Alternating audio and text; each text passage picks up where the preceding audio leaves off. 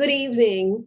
The Literacy View is back to discuss another topic, but before we begin tonight, we'd like to just take a moment of silence to remember the victims of this latest tragedy in Texas and the victims and their families across our country, for anyone who has suffered and lost someone to this senseless gun violence. And our thoughts and prayers are with parents and teachers and children all over the United States.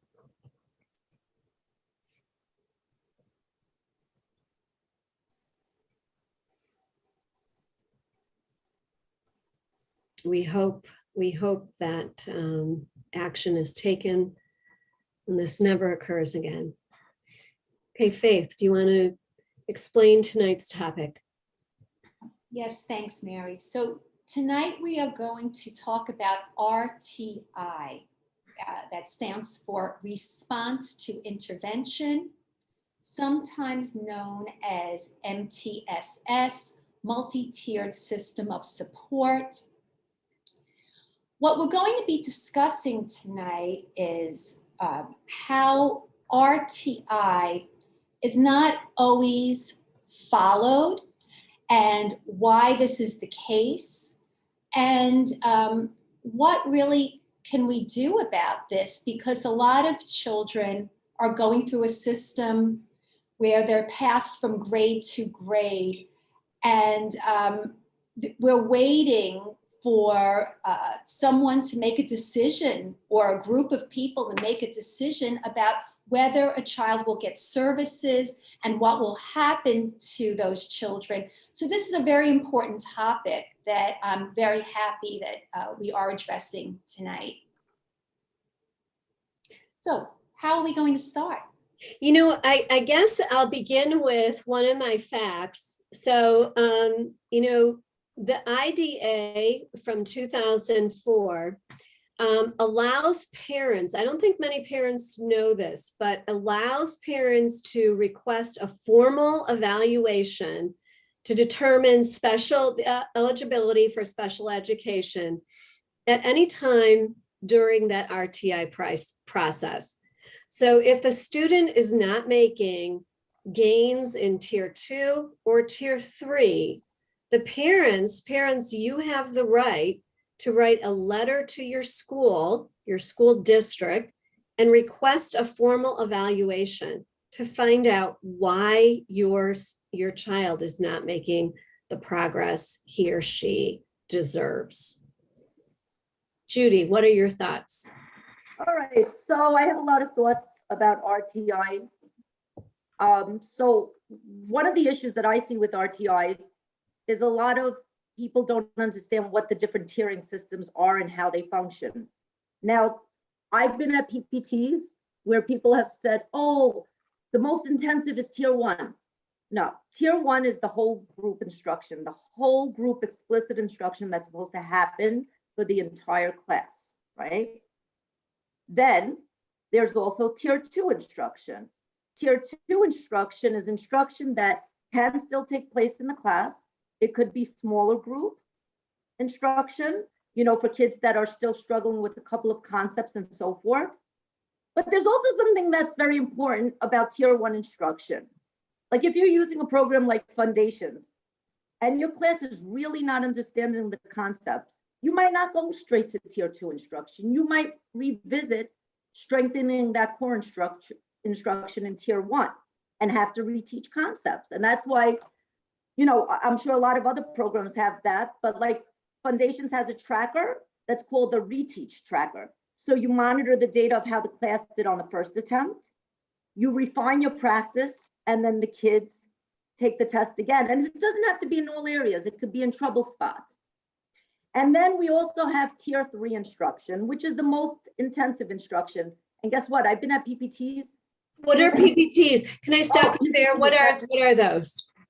So Faith, you want to chime in about the PPTs and so forth? Well, I want to actually backtrack a bit, if you don't mind. So just explain that acronym so our viewers know. Tier 3 instruction. No, PPT. Oh, PPT. So go ahead. So the PPT is when there's a pupil personnel team meeting. Okay, So you know, very often if a kid has an IEP, there's a meeting that's held to see how the level of instruction and is coming along for that child, and whether the goals are being met, or whether a child's goals need to be modified. Does the instruction has to be more intensive? Does it have to be rethought? Is the child meeting these bite-sized mini goals and so forth? But I think that's one of the most important pieces to think about, is that there's different levels of RTI. And unfortunately, in the schools that I've been seeing, those systems and structures aren't working very well at all for those kids. And that's very, very problematic. So I want to just take a step back a minute. So let's just talk about what Tier 1 instruction is supposed to be. Tier 1 is supposed to help most of the students in the school. And that means at least 80% of students should be benchmarking if the instruction is working. That's right. And then if that's not working for some kids, and it should be a small amount of children, then let's say 15% of the students might need supplemental work in Tier 2, and then maybe 5% of the students would need that intensive instruction. But if you look at schools across the country, this triangle is upside down, where you have many children, many children not functioning and meeting benchmark. And you have a lot of kids who need intensive work. So it's like triage at that point. Like, who do you help and how can you help so many kids? So I wanted to get that across, that the way to really judge if a program is working is if at least 80% of the students are benchmarking. right. Meeting what the standards are. So I just wanted to clear that up for everyone. Yeah, and I agree with Faith 1,000%. The key to also know if your programs are working well is you need to collect your data and look at your data, because your data is telling you it's working, it's not working, it needs to be retaught, or we're getting what you're saying. So I want to give a plug to the local school district in which I taught in Lakewood City Schools in Ohio. For our Tier 2 and Tier 3 students, they were progress monitored weekly or bi-weekly with Ames Web, and they were taken. It was just a quick check. Our Title I staff did it. So these were the reading teachers paid for with Title I funds. They would call the kids out, and then we had a really good idea of how these kids were doing with their oral reading fluency and so forth. So they were progress monitored, which I don't think happens across the country. With some of the students with whom I work, there is no progress monitoring going on. And we want a progress monitoring tool that is empirically valid, right? So we don't want, we want something like a Dibbles or a Acadians is hot. Or Acadians, yes, or Ames Web. So that was a really good thing that we did in Lakewood. The other really good thing we did in Lakewood was we had 3 teacher teams or 2 teacher teams, and then we would have that built in. The intervention schedule was built into our day. So at times for a 6-week period, I would be teaching, the Tier 2 or the Tier 3. So we would shift among our team, and then the Tier 1. So we had a whole group of kids who were Tier 1 who were capable of doing a whole lot more. And oftentimes those kids were reading novels, and we were doing a book study together for vocabulary comprehension and fluency. Whereas the Tier 2 and Tier 3 were getting specialized instruction.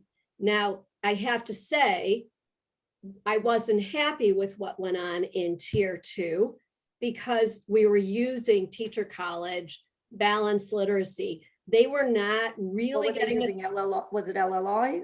they were using, no, they were to bring their book baggies in and read. So they were reteaching in tier 2, the Lucy Calkins lesson. And it didn't make those kids really made very little progress. Tier 3 in Lakewood, great. Those kids were getting Wilson. They were getting a scientifically based program to address their literacy needs, phonological awareness and phonics, etc.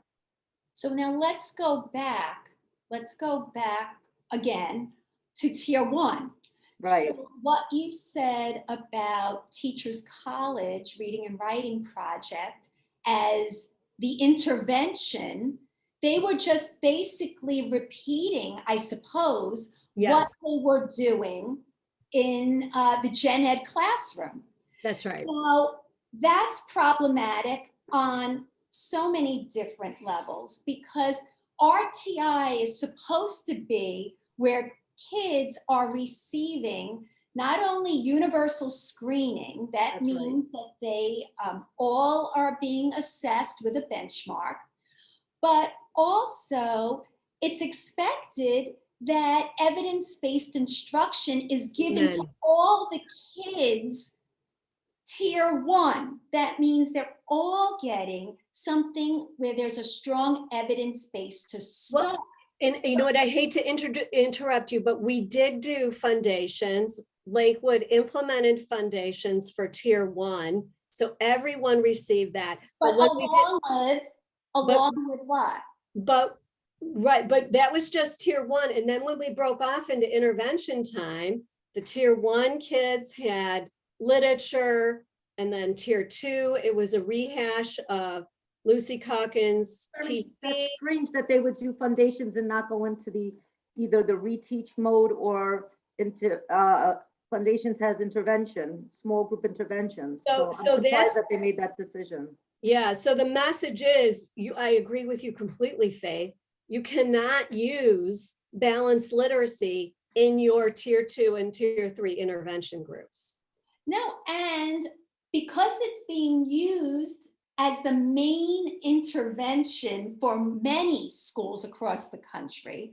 So even if there is a phonics program, right, along with the TC model of, a mentor text and the groups and the literature circles, if you're doing all of that, in addition to the phonics, it gives the message to teachers that they could still instruct kids with the strategies that are used in TC. They're not going to necessarily use the phonics instruction.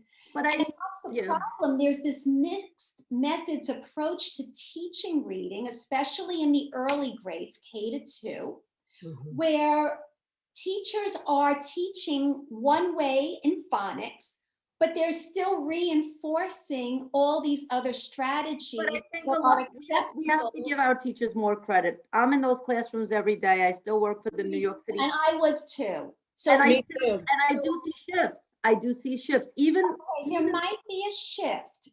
They're not looking at picture cues as much, Faith. They're not. But they have to. Okay, go ahead, Faye. And I know what you guys are thinking. I know. No, but what I'm saying is, I know, Judy, that you jump in and you want to. I'm not attacking teachers when I say this. I'm talking about what is. And what is, and I'm not talking about giving teachers credit for knowing something different. Right. If they are using the BAS, the Fontes and Pinnell benchmark assessment, if they are using the reading project, the project model, right, then what is tested is taught. This has nothing to do with a teacher decision or giving teachers credit, because that makes it sound like I'm undermining teachers when I'm not. So I want to be clear that annoys me. That's not what I'm saying. Exactly. What I am saying is we cannot ignore that tier 1 is the first step in making sure that evidence-based programs in both language comprehension and vocabulary, whatever we do, along with phonics, because nobody in the science of reading camp is saying that that doesn't exist. But in light of all the things that happened in this past week, what's happening in across the country and what's happening in New York, there's a reason they're throwing out TC.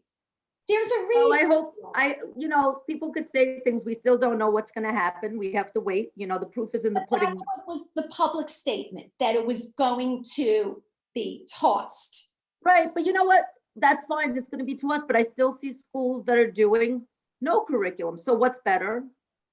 Is it better to do no curriculum? Well, I don't see that as a choice. To Right. me, And you know what? And guys, by law, and I know states differ in law, but you have to be using a research evidence-based practice in tier 2 and tier 3. And I might add that, going back to Faith's comment, that 80% of tier 1 should be successful, and that is the marker of your program's success. I would argue across our country that many districts who are using TC exclusively, they do not have an 80% met for tier 1. They don't. So most of the children in balanced literacy are not they're not learning to read at a level where we reach 80% of the kids. we would not have 64%, I think that's the number, of children not meeting grade level proficiency. If you look at the top strategies used, the top structures, it's all balanced literacy, whether it's the Fontison Pinnell leveled reading, if it's— Well, the reason we see that is because these schools are still making it part of teachers' ratings, unfortunately. You know, that's why they're linked to all these running records, and that's, you know, they want to move their data, right? But they're also shifting in terms of Acadians. Is it So moving data? But what? Is it moving their data? You said they're using it because they want to move their data. I'm seeing a lot of progress right now in New York City. I'm collecting data 24/7. I'm seeing a lot of progress on the Acadians. There is a big shift in data right now. Is it where the city wants to be? Not yet, but there is a tremendous shift. I see a lot of kids looking at nonsense words and they're able to decode them quickly with automaticity now in kindergarten. That's a big shift. I didn't see that before that much. But Acadians is a measure to give the school data. That's right. Until the instruction changes. Right. It's only going to get better. Right. The data's really not going to change. So again, we go back to what is the recipe for reading? Let's get reading right, because we know what it is. We know that you have to build the foundation.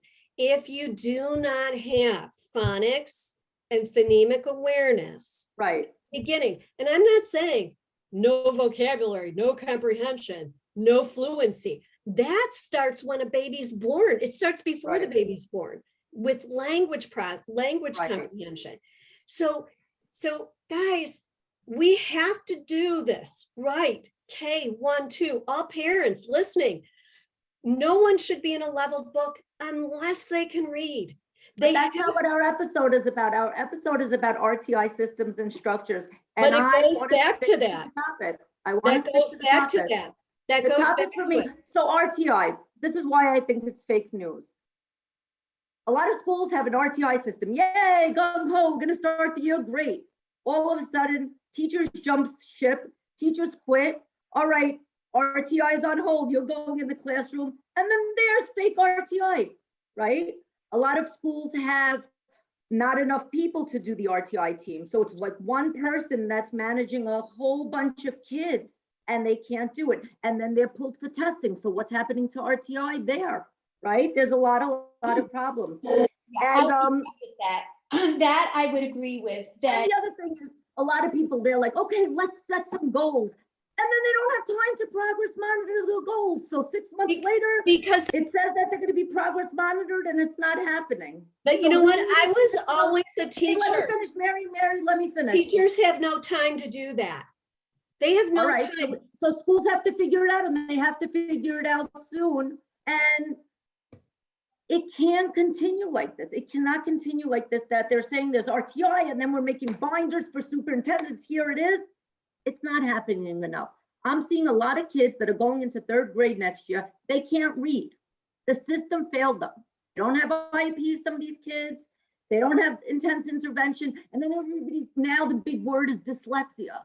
Well, Maybe some of them have dyslexia, but maybe a lot of them didn't have proper core instruction to begin with. Well, with a that's what we're talking about. functioning I agree RTI with you. system. So then And that's you know what? we're I've been in New talking York City schools for 24 years, and I have yet to see a very, very well functioning RTI system. So if you guys have an idea of what it looks like, Tier 1. You can't do you it. can't All just rests blame on the Tier 1, Faith. Okay, Faith, it's your turn. Okay, so this all goes back to Gen Ed.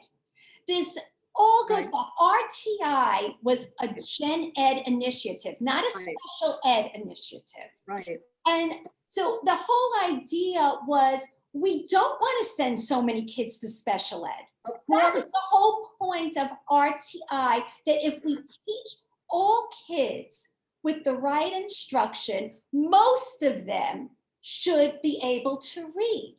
So what's the problem? The problem is that the instruction is not working for a lot of the kids. Why? Because we don't have the right programs in place. All right, but We don't have and we don't have the teachers who necessarily know how to do this, because they're asked to do so many different things. They're not, they're not magicians. They're being given this, and what happens is we keep adding on to the teachers, piling it on, Yeah. more and more and more, instead of saying, this doesn't work, remove this, and put in what does. We think more is better. More is not better. Better is making sure that we have the right pieces in place, doing it right. And this way we could really see if there are kids with dyslexia. Right now, you can't even tell the difference. And I think that's what you were saying, Judy, that it's hard to even No, I know there's some kids that we know are dyslexic, but some of them, the teachers will come to me, oh my God, look at how they did it on Acadians. And I'm like, wait a minute. A lot of these kids missed first grade instruction, pandemic. Garden was interrupted. We jumped to conclusions too fast without giving kids the proper level of support. And one thing about also that tier 1. Now, say you have a class, they're doing 2nd grade foundations. Foundations is a brilliant program, but 2nd grade foundations is complex. My personal belief is that all classes should be doing phonics at the same time. And then kids can either go to one class or another, or a teacher swap, so that it meets the needs of where those kids are at. Because some kids just can't keep up. Because even when the test is re-given, they're still struggling. They can't do it sometimes. That's what tier 2 and tier 3 are for. So I don't see a lot of it happening. So, my best friends are teachers, and I was out to dinner with them last night. And they are veterans and outstanding and highly lauded teachers. However, the district failings, Judy and Faith, lie with the teacher training. Mm-hmm. The teacher training, because many teachers they never grew up with phonics. They weren't taught in their college ed about the evidence for structured literacy and explicit instruction. They weren't taught this. And instead of districts focusing on, okay, how do we do this? How do we bridge the gap? Because Lakewood also has Teachers College. And I'll be meeting with the superintendent and the director of instruction in a couple of weeks. But how do you have all this material? You've spent millions of dollars for TC. Okay. How do you make it work? You have to train your teachers and how the brain learns to read and what they do. And guess what? Teachers can't do anymore. You know what? I was reading, I'm doing a lot of different things, but when you're progress monitoring, central office, come on, central office staff, come and go to a school and learn how to do progress monitoring and do it. Because the teachers, the classroom teachers, and I left as a classroom teacher, I was never a coach. I taught whole language a long time ago and it didn't work, but the teachers can't do anymore. So the system, the top level administrators need to figure out how they can get their hands dirty as practitioners and find out what it's really like in the schools when you're testing or intervening. Yeah, but I think it's important for teachers to also have time to collect data. I think it is important because I know, but they have to at least know what the data is looking for, because how can you, have great student outcomes if you are not feeling what the data is, or feeling what's being assessed. They have to know a little bit. I'm assessing for some schools, the whole school. So who's doing a lot of the learning and who's doing a lot of seeing what's going on? Me. But the teachers know they do formative assessments every single day. Judy, when they pull groups, that's a formative assessment. When they're that progress monitoring with Acadians takes 1 minute. They don't have time when you have behavior problems, when you have social, emotional, depression, and all this other stuff. Schools have to figure out a system and structure for RTI, and I don't think they figured it out. I do want to give one book plug. My boss, Andrew Fletcher from Universal Literacy, gave us this book. Did you guys ever see this one? It's called The Principles Primer for Raising Reading Achievement. It's by Letters Training. It's by Patty Montgomery and Louisa Motes. And it goes into how to set up a successful RTI program in your schools. So, and that starts on page 17, and it's pretty fabulous. So, but I think that there are schools where it's set up. The structure is set. Can you invite me to go see them? I'm telling you that the structure of RTI with the dates, when they're going to benchmark, when they're going to progress monitor, in many schools, that is set. The problem really is that the data a lot of times is not accurate. Sometimes teachers are rushing through just doing it because they know it has to go somewhere. I don't know. Well, I could tell you that I was in a school and teachers would feel pressure to have to go to meetings to talk about different students. And if they did not have their data ready, they were rushing to try to fill in the blanks just to have something to bring with them. Well, I think Acadians is helping. I think with Acadians, there's very little room for error. It's 1 minute, and you're not giving kids points for something they're not doing. I am pretty confident it's pretty accurate as a screener. Well, all I could say is that as long as we keep in certain types of strategies along with evidence-based programs, it's a wash. It absolutely eliminates whatever good was done in that other program. And that's why I'm working with a school district now here on Long Island. And they brought in a program called Sounds Right. Right. But part of bringing in this program was saying they were going to get rid of leveled books in kindergarten, because there would be no point in doing balanced literacy, the guided reading groups, the way it was always done. They ended up investing in decodable books for kindergarten. And then those books, okay, they're there for those kids who actually, as you said, Mary, could read already. But if we don't change all of those pieces, RTI is not worth a thing. It really isn't. There's no point in saying, oh, this kid should wait to go through the different progress monitoring points, and the kid is waiting and waiting and being progress monitored and then sent on to another tier and then progress monitored, because again, we don't know if it's even accurate if we're You're not 100% doing what's right. in You're tier 100% right. And unfortunately, what's happening in a lot of schools with RTI systems that are not functioning well, instead of giving kids the proper level of support, they just hold the kid back. Is that the solution? Is So- that fair to the kid? No. And, Sometimes And not. the other thing is, if we do look at data objectively, so if the story is all about data, the data shows, and we've all said it, that like a good portion, a good contingent of kids are not learning how to read. They are, like you said, Judy, leaving second grade, going to third grade, and they don't Not read. all of them. Some are doing great. Some are, of course. I'm not saying all, But there's some kids that looked at those reading passages and they couldn't read a word. It killed me. right. So guess what that tells us? It tells us we have to go back to making the reading recipe, right? Making reading right again. And so we have to go back to tier 1 and change that instruction. That's why I applaud the New York City Chancellor for making it very public about getting rid of Teachers College. And the New York Times comment section blew up with that news. I couldn't even write a comment.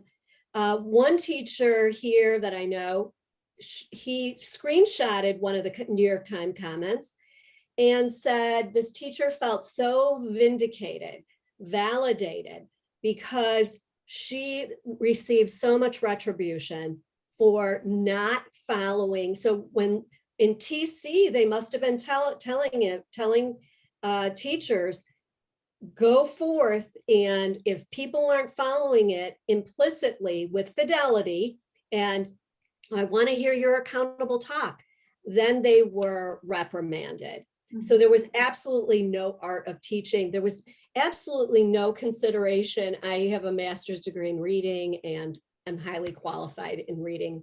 But there was none of that. So even when I was saying, hey, and all these teachers across our country are saying there's something wrong, we were shut down. So it does go back to RTI, because everything relates back to RTI.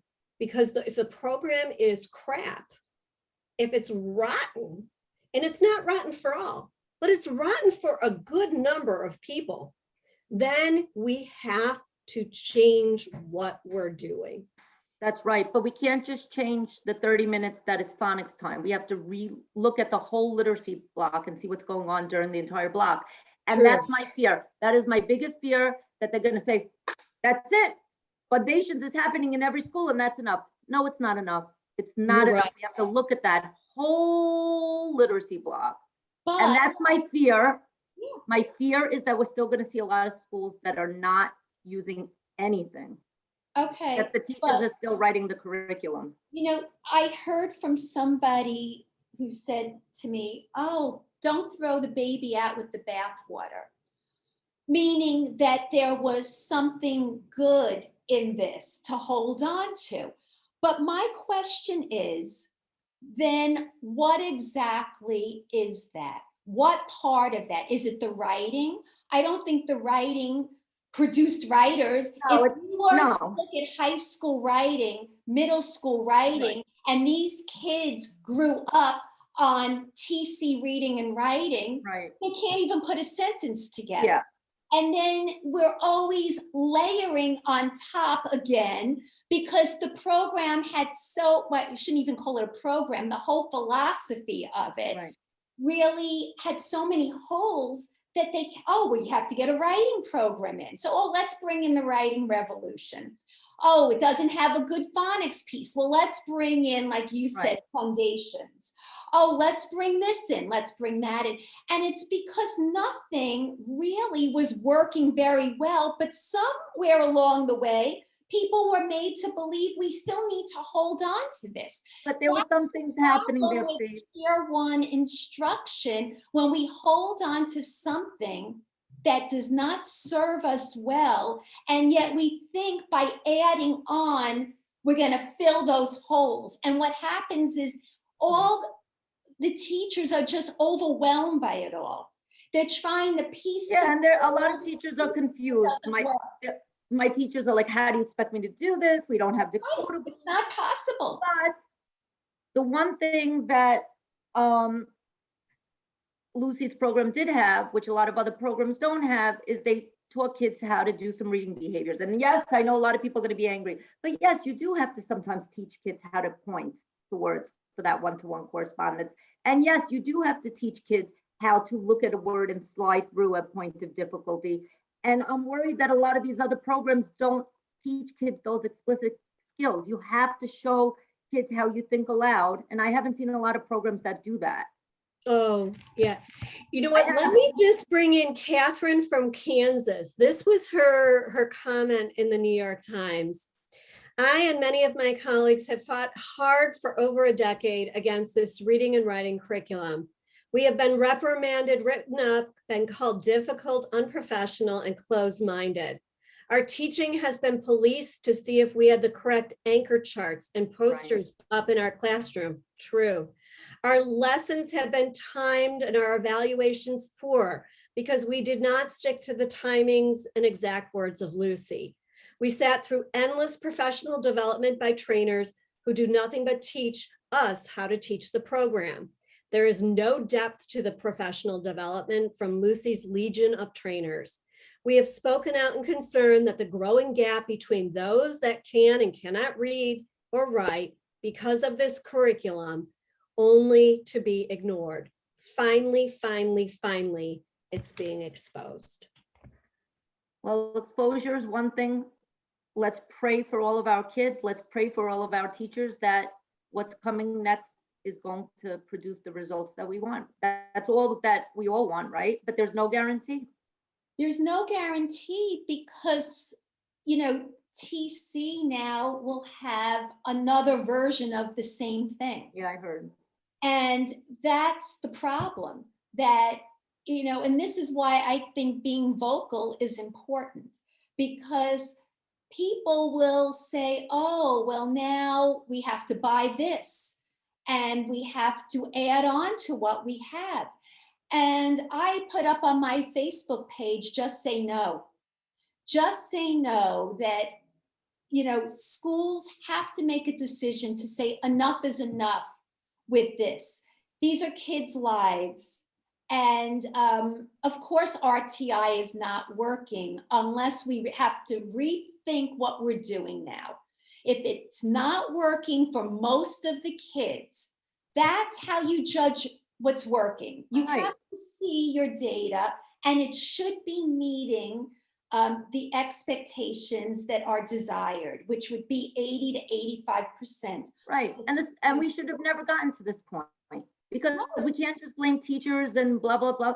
Principals have to be accountable too. Principals have to be accountable too. If they're choosing something, their data needs to be looked at very carefully. And when it's not working, it can't continue. Why do these mistakes that some schools are making, whether it be with TC or a different program, if it's not working, why does it keep happening year after year? Because I'll tell you why I think it's happening. Because Teachers College, if you go back to the history of Teachers College was the place where the project model first started in the early 1900s, the project model. Mm-hmm. So people would look from all over the country at what TC was doing. It was progressive at the time. And so what happened was these people who got their masters from Teachers College ended up going all over the country. People wanted them because it's an Ivy League, the school to go to. So if you had a degree in TC, from TC, boy, you must really know what you're doing. Right. And everybody fell for it. Everybody fell for this because this was the current thinking. It was the progressive thinking at the time that the project model was doing what it was supposed to be doing.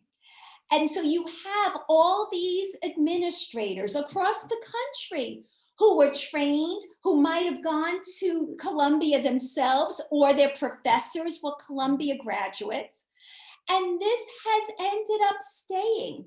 This model has lasted for years and years and years. But it's not the only model. It's not. And I think I'm a little different in the sense that I'm more of a solution-based person. We could keep And I'm talking not. about, no, of course you are. And I love you to pieces and I love Mary to pieces. But I think that, you know, we spend so much time saying this stinks, this stinks, this stinks.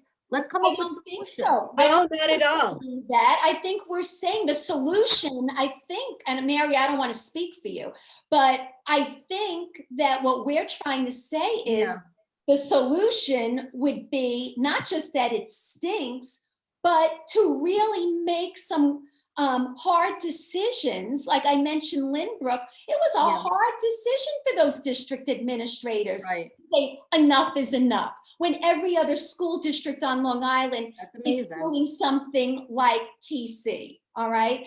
They said, well, we want to do something different and we're going to get rid of what doesn't work. So And that's good. brave and bold. And so it's not that, so the reason why I'm bringing up TC is because it's a current issue and it is being read about, talked about, discussed in schools across our country. And so, yes, I can say we need to move away. We know what works, Judy. So every single day, I teach students from 3rd grade to 10th grade. Their school districts were not able to teach them how to read for whatever reason. I follow a structure, evidence-based, and guess what?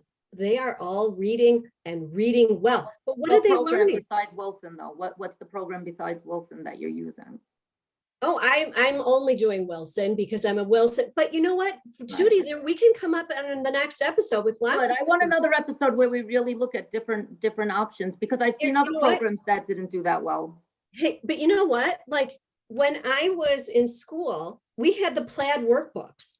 When I was teaching in the last, familiar to me too, actually. So this is like word study. So every 4th through 8th grader should be learning morphology. Okay, so take a look: roots, compounds, possessives, contractions, syllables. I mean, suffixes and plurals. Guys, you need to teach this stuff. No, I know, but what I'm saying is there's programs on the market like Wit and Wisdom. There's programs like Amplify. Gen, but I want to know the data and if they're the solution that we're all looking for. No program. We're not endorsing a program, but you have to teach phonics. I don't care how you teach it. That's 100%. I think it has to be repetitive. And you know what? Like we can go on and on, but Susan Barton, there are explicit structured programs. Lucy Calkins Teacher College is not it. That's why we have such a reading crisis. And not only that, I'm not blaming all on Lucy. Guess what? You've spent billions of dollars, district administrators, in every district in every state. You are not teaching teachers how reading happens. Very few people have any reading degree that are administrators. They have no idea. They don't even know what happens in the brain. What happens in the brain of somebody with dyslexia? Or why does that happen? They don't know. Degrees, but the reading degrees that they have did not cover this. But you know what? I think no, because there are people that know, and I know many people that have reading degrees who know exactly what the recipe is. It is rocket science. It's rocket science. Reading is, but it's not a mystery. We know exactly. So guess what, parents, this is my final word, because I get so upset because I see kids every day who did not, their parents are taking a second mortgage out on their house so they can pay for tutoring. Why? Because perhaps the instructional program is not okay. Parents, if your child is not making, I'm also a dyslexia advocate. If your child is not making gains in tier 2 or tier 3, you put a formal request in writing. This is per IDEA 2004, that you want a formal evaluation. You do not, and by the way, you do not have to wait for RTI. If the school tells you that we have to wait and see what the data shows through RTI, not true. So please, if your student is not making progress, ask for a formal educational evaluation. That's it. So my last word is that if your school is still using a mix of different strategies to teach children, where there's a little bit of this and a little bit of that, and the kids are not making progress, rather than keep fighting year after year, because that's what happens. Year after year, they're always fighting, to get different services. Maybe group together with other parents and start trying to get change from the bottom up. That's tier right. 1 change, because otherwise you're going to be at this every single year trying to get services for your child. And then if that interventionist leaves and then another one comes in, it might not be the same. It's a cycle that I see in my private practice, where parents are constantly looking to have the school district provide the right services. And my feeling about that is, yeah, you could keep trying, but as long as the gen ed instruction is faulty, it's never going to be right. Everything, it's just like, it's just breaks from the bottom. It's a poor foundation, and it's never going to be right unless you start trying to get the change from the bottom up. So I think, just like the city is saying enough is enough, these smaller school districts, maybe it's about time that parents at community school board meetings insisted on different gen ed instruction starting in kindergarten. That's my last word.